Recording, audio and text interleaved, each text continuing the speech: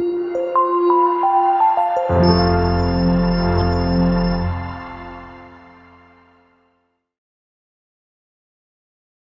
दोस्तों, CGPSC dream academy के online platform पे आप सभी का स्वागत है। तो जैसा कि आप सभी जानते हैं कि 25 सितंबर 2022 से सीजीपीएससी भृत्य भर्ती परीक्षा प्रारंभ होने वाली है, जिसके अंतर्गत हम आप लोगों के लिए लेकर आए हैं कुछ ऐसे प्रश्नों के संग्रह जो कि पिछली परीक्षाओं में बार बार पूछे गए हैं और इस बार की होने वाली परीक्षा में भी उन प्रश्नों के आने की काफी ज्यादा संभावना है। तो आज के इस वीडियो में हम सामान्य हिंदी से जुड़े कुछ ऐसे ही प्रश्नों के बारे में बात करेंगे, जिसका कि ये पार्ट 2 है।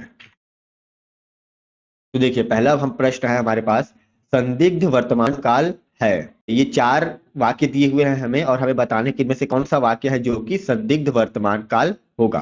तो देखिए, संदिग्ध वर्तमान काल क्या होता है? संदिग्ध वर्तमान काल मतलब कोई भी ऐसा वाक्य जिसमें वर्तमान काल में हो रहे कार्य में हमें शंका हो, मतलब हम पूरी तरीके से स्पष्ट रूप से नहीं कह सकते कि वो कार्य अभी हो रहा है। जैसे कि देखिए, यहाँ पे मोटर चल रही है, मतलब हम स्पष्ट रूप से कह सकते हैं कि हाँ भाई मोटर चल रही है। वे आए हैं, ठीक है। बालक खा रहा है, हाँ बालक खाना खा रहा है, ठीक है। लेकिन अब इस वाक्य में देखिए, सीता खेल रही होगी ऐसा लिखा है, सीता खेल रही है ऐसा नहीं लिखा है। तो यहाँ पे सीता खेल रही होगी बोल रहा है, इसका मतलब कि ये क्या होगा? यहाँ पे हमें शंका है। जैसे मान लीजिए आपकी कोई दोस्त है सीता, और वो अपने घर में बैठी हुई है, आप अपने घर में बैठे हुए हो। अब आपसे कोई पूछेगा बताओ सीता अभी क्या कर रही है, आपको नहीं पता कि सीता क्या कर रही है, तो आप अपने अंदाजा लगाकर भले बता सकते हो कि हाँ सीता, शायद सीता खेल रही होगी। तो सीता खेल रही होगी ऐसा आपने बोला, लेकिन आप एकदम कंफर्म नहीं है कि हाँ वो खेल ही रही होगी। तो इस तरीके के जो वाक्य होते हैं उन्हें हम कहते हैं संदिग्ध वर्तमान काल। तो इस प्रश्न का सही उत्तर हो जाएगा ए, सीता खेल रही होगी। अगला प्रश्न देखते हैं, निश्चयवाचक सर्वनाम कौन सा है? क्या, कुछ, कौन या यह? तो देखिए, इसका जो सही आंसर हो जाएगा वह हो जाएगा डी, यह। अब देखिए, थोड़ा सा हम समझ लेते हैं इसके बारे में। निश्चयवाचक सर्वनाम, देखिए निश्चयवाचक सर्वनाम क्या होता है? ऐसा सर्वनाम जो किसी व्यक्ति, वस्तु, प्राणी या किसी भी चीज के निश्चितता का बोध कराए, उसे कहते हैं निश्चयवाचक सर्वनाम। जैसे यहाँ पे देखिए, क्या, मेरे सामने कोई सामान पड़ा हुआ है, मैं बोलूंगा यह क्या है, तो ये क्या किस चीज के लिए भी इस्तेमाल करते हैं? जब हमें कोई चीज नहीं पता होती तब हम पूछने के लिए क्या शब्द का इस्तेमाल करते हैं? कुछ। जैसे आज आपने कितने समोसे खाए, मान लीजिए ये कि आप समोसे खा रहे हैं, मैं आपसे पूछूंगा आपने कितने समोसे खाए, आप बोलोगे हमने कुछ समोसे खाए। लेकिन वहां पे ये नहीं पता चल रहा है कि 10 खाए कि 20 खाए, कुछ खाए। तो ये भी निश्चितता का बोध नहीं करा रहा है। कौन, कौन शब्द भी हम प्रश्न के लिए इस्तेमाल करते हैं। यह क्या है? वह निश्चितता का बोध करा रहा है। जैसे यहाँ पे मान लेते हैं कोई सामान रखा हुआ है, मान लो यहाँ पे एक टेबल रखा हुआ है, तो हम क्या बोलेंगे कि यह एक टेबल है। तो यह टेबल है, एकदम निश्चित है हम, हाँ यह टेबल है, निश्चितता का बोध करा रहा है। तो यह क्या है? हमारा निश्चयवाचक सर्वनाम। यह, वह, इस तरीके के जो शब्द होते हैं यह निश्चयवाचक सर्वनाम में आते हैं। तो चलिए अगला प्रश्न देखते हैं अब, इनमें से कौन सा तुलनात्मक विशेषण अशुद्ध है? देखिए, तुलनात्मक विशेषण क्या है पहले तो यह समझ लेते हैं। तुलनात्मक विशेषण मतलब ऐसे शब्द जो कि किसी चीज की तुलना करने के लिए इस्तेमाल किए जाते हैं। जैसे आप लोगों ने सुना होगा सुंदर, कोई इंसान है, मान लेते हैं वह सुंदर है, ठीक है, अति सुंदर, है ना। इस तरीके के शब्द आप लोगों ने सुना होगा। तो ये सारे शब्द क्या होते हैं? किसी चीज के तुलना करने के लिए इस्तेमाल किए जाते हैं। जैसे मान लीजिए यहाँ पे एक फूल है और यहाँ पर एक और फूल है, तो हम क्या बोलेंगे? जैसे मान लीजिए कोई पूछेगा यह फूल कैसा है, मैं बोलूंगा यह फूल सुंदर है। यह क्या है? अति सुंदर है। अति सुंदर मतलब इससे भी ज्यादा सुंदर है ना, बहुत ज्यादा सुंदर है। उसी तरीके से यहाँ पर देखिए, कोमल शब्द को लेकर कुछ यहाँ पे शब्द दिए गए हैं। तो कोमल, जैसे एक फूल को हम क्या बोलेंगे? हाँ यह फूल कोमल है, ठीक है। कोमलतर, कोमलतर का मतलब होता है इससे भी ज्यादा कोमल है। मतलब मान लीजिए यह कोमल है और यह कोमलतर है, तो कोमलतर मतलब पहले इस वाले से ज्यादा कोमल।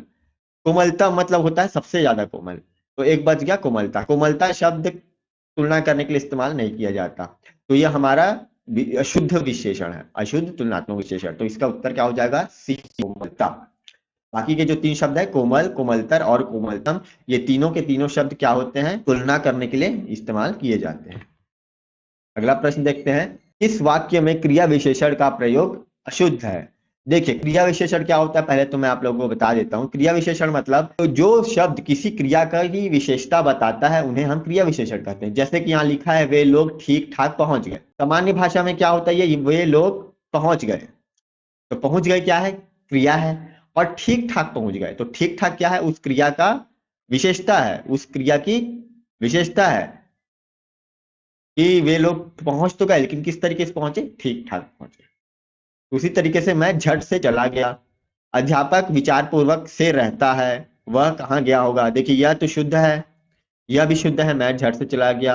यह भी शुद्ध है, वह कहाँ गया होगा। तो बच गया क्या, अध्यापक विचार पूर्वक से रहता है। देखिए यहाँ पे ये जो से लिखा हुआ है, यह शब्द यहाँ पे नहीं लिखा। यह शुद्ध रूप से अगर लिखना होता तो इसे ऐसे लिखते, अध्यापक विचार पूर्वक रहता है। ठीक है, विचार पूर्वक के साथ से का प्रयोग नहीं होगा। तो इसका उत्तर क्या हो जाएगा, सी, अध्यापक विचार पूर्वक से रहता है, जो है वो क्रिया विशेषण का अशुद्ध वाक्य। अगला प्रश्न देखते हैं, अन्वेषण में लगा सही उपसर्ग कौन सा है। तो देखिए इसका जो सही उत्तर हो जाएगा वो हो जाएगा सी, अनु। अगर हाँ आप संधि विच्छेद करेंगे अन्वेषण का, तो अन्वेषण का संधि विच्छेद हो जाता है अनु धन एषण, अनु धन एषण। तो देखिए यहाँ पे अनु उपसर्ग लगा हुआ है। उपसर्ग क्या होता है, जो किसी शब्द के पहले लगता है। तो पहले एषण के पहले लगा है अनु, अनु क्या है यहाँ पे, उपसर्ग है। अगला प्रश्न देखते हैं, यह देखिए अरविंद शिशु वृंद कैसे सो रहे में कौन सा अलंकार है। तो देखिए इसमें कौन सा अलंकार है, तो यहाँ पे हम देख सकते हैं कि अरविंद शिशु वृंद कैसे सो रहे। यहाँ पे अगर आप ध्यान से देखेंगे तो अरविंद की तुलना की जा रही है शिशु वृंद से। देखिए अरविंद का मतलब होता है कमल, और शिशु वृंद मतलब एक छोटा सा बालक, शिशु। तो यहाँ पे कमल की तुलना की जा रही है शिशु से। तो देखिए जहां भी किसी एक चीज की तुलना की जाती है दूसरे चीज से, तो उसे हम क्या कहते हैं, उपमा अलंकार कहते हैं। तो इसका आंसर क्या हो जाएगा, सी, उपमा अलंकार। ठीक है, ध्यान से देखिए एक बार फिर बता देता हूं मैं। यहाँ पे कम अरविंद की तुलना की जा रही है शिशु वृंद से। अरविंद शिशु वृंद कैसे सो रहे। अगला प्रश्न देखते हैं, वास्तविक मूल्य से अधिक लिया जाने वाला शुल्क का सही विकल्प चयन कीजिए।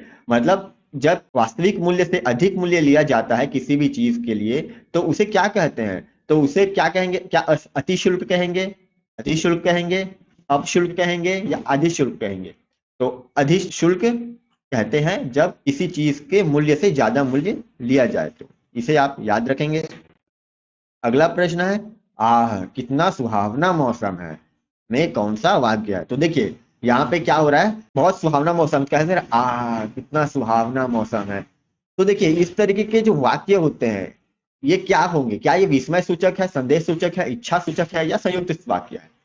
तो देखिए संदेह तो नहीं है, ना ही यहाँ पे किसी चीज की इच्छा बता रहा है, और ना ही ये संयुक्त वाक्य है। ये है हमारा विस्मय सूचक वाक्य। विस्मय सूचक वाक्य क्या होता है, ऐसा वाक्य जिसमें किसी भावों का बोध हो। भाव मतलब कि जैसे खुशी, ठीक है, खुशी, दुख, आश्चर्य इत्यादि, जो हमारे अलग अलग प्रकार के जो भाव होते हैं उनका जो बोध कराता है उसे क्या कहते हैं, विस्मय सूचक वाक्य कहते हैं। और देखिए इसका सबसे बड़ा जो पहचान है वो ये है कि उस वाक्य में पर आप देख सकते हैं विस्मय सूचक चिन्ह का प्रयोग हुआ है। तो जहां विस्मय सूचक चिन्ह का प्रयोग होता है इस तरीके के शब्दों के बाद, ये विस्मय सूचक वाक्य में ही होता है। और ये जो शब्द है यही हमें उस भाव का बोध करा रहा है। अगला प्रश्न देखते हैं, शब्द सार्थक तभी कहे जाएंगे जब वे बोलने में सरल होंगे। देखिए शब्द को ध्यान से देखिए क्या लिखा, सार्थक। सार्थक मतलब क्या होता है, सा अर्थ, ठीक है ना, मतलब अर्थ के साथ, अर्थ के साथ। तो देखिए सीधी सी बात है, इसका आंसर क्या हो जाएगा, ये हो जाएगा जिसका अर्थ निश्चित हो। ठीक है, तो इसका आंसर क्या हो गया, बी, उसका जिसका की निश्चित अर्थ होता है उसे हम सार्थक शब्द कहते हैं। नासिक व्यंजन है वर्ण वर्ग का प्रथम वर्ण या पंचम वर्ण, तृतीय वर्ण या द्वितीय वर्ण। तो इसका सही उत्तर हो जाएगा पंचम वर्ण। कैसे होगा देखिए, सबसे पहले नासिक व्यंजन क्या होता है, तो ऐसे व्यंजन जिसे बोलते वक्त जो वायु है वो हमारे नासिका से ज्यादा निकलती है, मुंह से लगभग नहीं के बराबर निकलती है। जैसे कि आप न बोलते हैं न, तो न देखिए नाक से निकल रहा है, म भी नाक से निकल रहा है। तो ये सब क्या होते हैं, नासिक व्यंजन होते हैं। अब आप अगर देखेंगे तो देखिए क ख ग घ ड़, ठीक है, क ख ग घ ड़, च छ ज झ य, ठीक है, यहाँ आप लोगों ने सुना होगा, यहाँ इस तरीके से बनता है, क ख ग घ ङ च छ ज झ य ट ठ ड ढ न त थ द ध न प फ ब भ म। तो देखिए जो पांचवा वर्ण होता है वर्ग का, वो क्या है, नासिक व्यंजन है, तो इसका उत्तर क्या हो जाएगा, पंचम वर्ण। अगला प्रश्न देखते हैं, उच्चारणगत त्रुटियों का कारण है। देखिए क्या होता है कि जब हमें किसी शब्द का सही उच्चारण पता होता है, उसके बावजूद भी कई बार आप लोगों ने देखा होगा कि लोग काफी कोशिश करने के बावजूद सही उच्चारण नहीं कर पाते हैं। तो ये किस वजह से होता है? क्या ये क्षेत्रीय बोली की वजह से होता है, वाक्यांश के दोष की वजह से होता है, भाषा के महत्व को नहीं समझने की वजह से होता है, या उच्चारण स्थल के सही ज्ञान न होने की वजह से होता है? तो इसका जो सही उत्तर है वो जाएगा ए, वाक्यांश के दोष की वजह से होता है। अब वाग्यंत्र के दोष मतलब क्या होता है? वाग्यंत्र मतलब जब हम किसी शब्द का उच्चारण करते हैं तो जिन यंत्रों का इस्तेमाल करके हम उच्चारण करते हैं, जैसे कि दंत हो गए, हमारे दांत, ठीक है, हमारी नासिका, कंठ, फेफड़े, ठीक है, इस तरीके से बहुत सारे जो हमारे बॉडी पार्ट्स होते हैं, जीभ, इन सब का इस्तेमाल करके ही हम शब्दों का उच्चारण करते हैं। अब कई बार क्या होता है कि इनमें कुछ दिक्कतें होती हैं, किसी के नासिका में कोई दिक्कत है, किसी के दांत सही से नहीं है, ठीक है, किसी के कंठ में कोई प्रॉब्लम है, तो इस वजह से उनका जो उच्चारण करने की जो क्षमता है उसमें कुछ ना कुछ त्रुटि उत्पन्न होती है। तो इसका सही उत्तर क्या है? वाक्यांश के दोष की वजह से उच्चारण गलत होता है। गरिमा का विलोम शब्द है, तो देखिए गरिमा का जो विलोम शब्द है वो हो जाता है लघिमा, इसे आप याद रखेंगे। अगला प्रश्न है, योग रूढ़ शब्द कौन सा है? तो देखिए सबसे पहले तो योग रूढ़ शब्द, इसका मैं आंसर बता देता हूं, लंबोदर।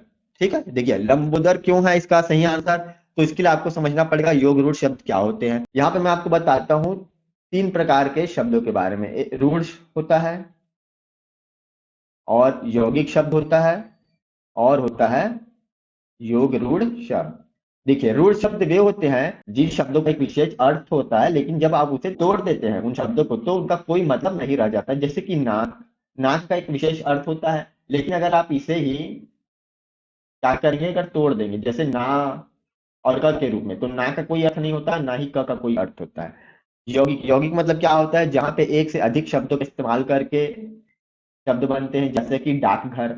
तो अब देखिए डाकघर, डाक का एक अलग अर्थ होता है और घर का एक अलग अर्थ होता है, और दोनों को मिलाकर जो बन रहा है इसका एक अलग अर्थ होता है। ठीक है, अब योग रूढ़ शब्द क्या होते हैं? योग रूढ़ शब्द वे होते हैं जो कि एक से ज्यादा शब्दों के इस्तेमाल से बनते हैं, और इनका एक विशेष अर्थ भी होता है, लेकिन साथ ही साथ वे किसी एक विशेष अर्थ के लिए प्रसिद्ध होते हैं। जैसे कि यहाँ पे आप लंबोदर देख सकते हैं।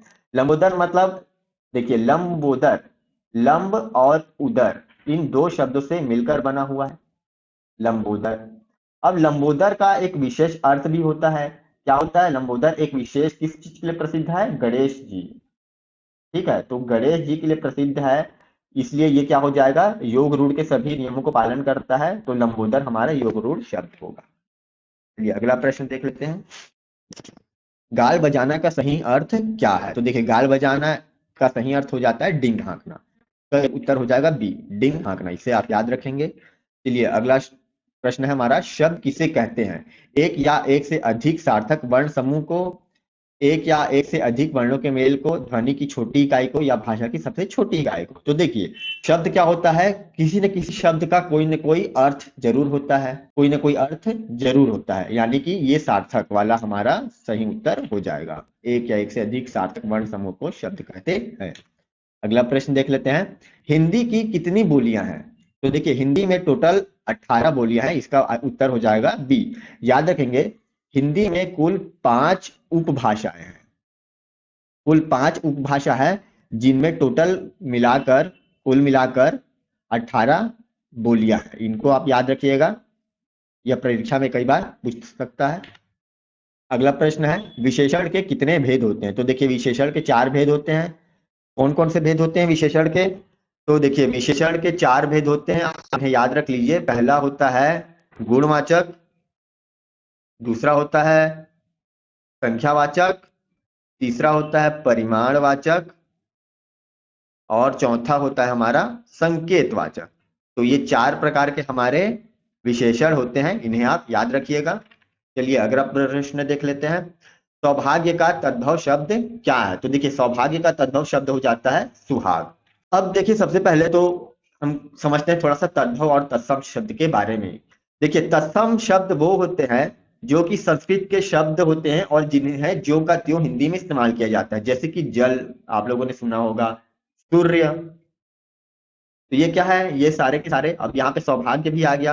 तो ये संस्कृत के कुछ शब्द हैं जिन्हें हम हिंदी में ज्यों का त्यों इस्तेमाल करते हैं। अब देखिए तद्भव शब्द मतलब क्या होता है कि संस्कृत के जो शब्द होते हैं समय के साथ उनमें कुछ परिवर्तन आ जाता है। जैसे कि जल को हम पानी बोलते हैं, जैसे सूर्य को हम बोलते हैं सूरज, सूर्य का हो गया सूरज।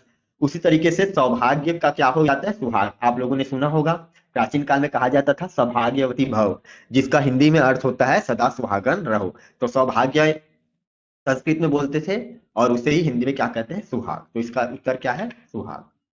अगला प्रश्न देखते हैं। निम्नलिखित में से एक संयुक्त स्वर है, तो कौन सा संयुक्त स्वर है? देखिए संयुक्त स्वर मतलब जो एक से अधिक स्वरों का इस्तेमाल करके बनता है। तो ये हो जाएगा सी ओ। ओ क्या है, जो ओ है वो अ और ओ इन दोनों को मिलाकर बनता है ओ। तो यह एक संयुक्त स्वर है। अगला प्रश्न देखते हैं हमारा। अध्ययन में कौन सी संधि है? देखिए अध्ययन, अध्ययन में कौन सी संधि है? देखिए अध्ययन में कौन सी संधि है, पहले इसका उत्तर बता देता हूं। इसका उत्तर हो जाएगा यड़ संधि। तो देखिए यड़ संधि क्यों हुआ?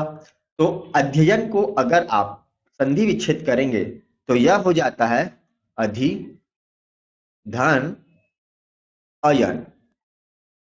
तो देखिए यहाँ पे क्या हो रहा है, यहाँ पे ई और अ मिलकर क्या बन रहे हैं, य बन रहा है, अध्ययन। देखिए ई और अ मिलकर क्या बन रहा है, य बन रहा है। और यड़ संधि में क्या होता है, यड़ संधि वो होता है जहां पे ई उ और री के साथ, देखिए इसका मैं परिभाषा बताता हूं। ई उ री के साथ जब कोई अन्य स्वर आता है तो उनमें परिवर्तन हो जाता है। क्या हो जाता है, ई का हो जाता है य, उ का हो जाता है व और री का हो जाता है र। तो इसे आप याद रखिएगा। इसी नियम के हिसाब से अध्ययन जो है वो क्या हो जाता है, जड़ संधि होता है। तो आज के लिए इतना ही। अब हम आपसे विदा लेते हैं। हमारा यह वीडियो आप लोगों को कैसा लगा आप कमेंट करके जरूर बताइए। अगर आप लोगों को पसंद आया तो आप इसे लाइक जरूर कीजिए, इसे हमें मिलता है मोटिवेशन। और और अगर आप इस चैनल पे पहली बार आए हैं और आप लोग इसी तरीके के और वीडियो देखना चाहते हैं तो आप इस चैनल को जरूर सब्सक्राइब कर लीजिए और बेल आइकन पे भी क्लिक कर लीजिएगा, ताकि हम कोई भी वीडियो अपलोड करेंगे तो आपको उसका नोटिफिकेशन जरूर मिलेगा। और आप चाहे तो इस वीडियो को अपने दोस्तों तक भी शेयर कर सकते हैं ताकि वो भी इस चीज का कोई लाभ ले सके। तो हम मिलते हैं अपने अगले वीडियो में, तब तक के लिए धन्यवाद। पढ़ते रहिए, सीखते रहिए।